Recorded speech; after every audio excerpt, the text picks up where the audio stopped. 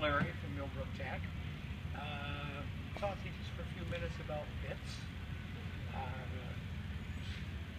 The thing about bits is you want to keep it simple. Try to do no more with the bit than what you actually have to do.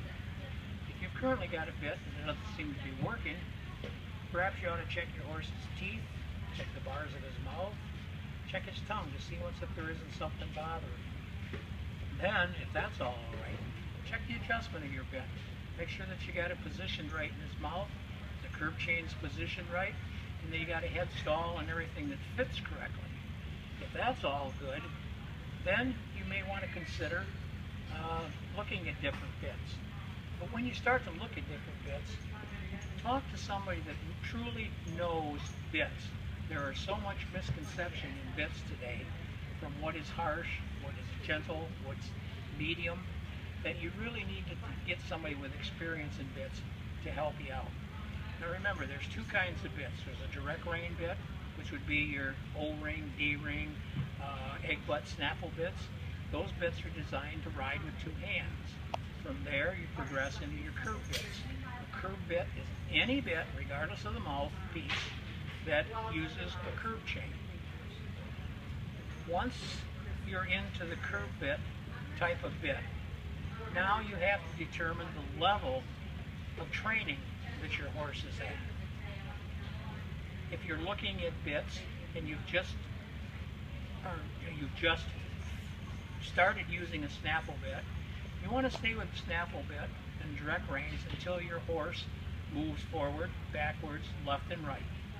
Once you've got that established, you've got a nice soft horse, then you may want to transition into the next level of a bit, which gives you a little bit of port, gives your horse a little bit of tongue freedom, and you're also starting the process of training him to neck rein. Now, again, always keep in mind that there is no bit made in the world that will train a horse. It takes people to train a horse, and it takes repetition, it takes timing, and it takes rhythm. You've got to have hands and leg and seat all in sync in order to get a horse to perform, regardless of the type of bit that you're using.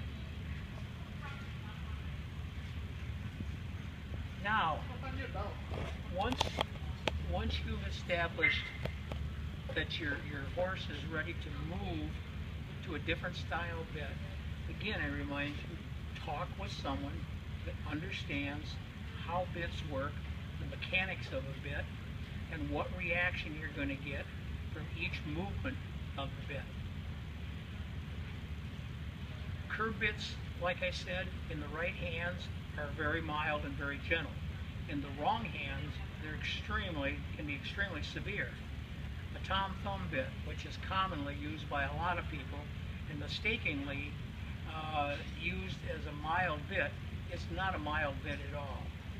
Remember that bits are determined by the amount of curb, or the amount of rise in the mouthpiece, allowing for tongue freedom, the length of purchase, which is the portion of the bit above the mouthpiece, which determines the amount of leverage, and the shank length, which determines how fast that bit will work.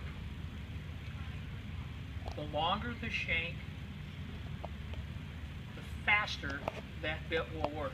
The shorter the shank, the slower the reaction time is of that bit.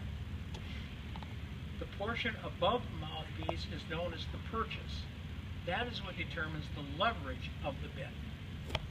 Any bit that has a port in it of any kind is going to provide tongue relief for the horse. That's the ultimate goal, to give the horse as much freedom as you possibly can. A bit can only do one of two things. It can cause relaxation or it can cause resistance. Really nothing else. But learning how to use the bit to a large extent will determine how that bit works. Enough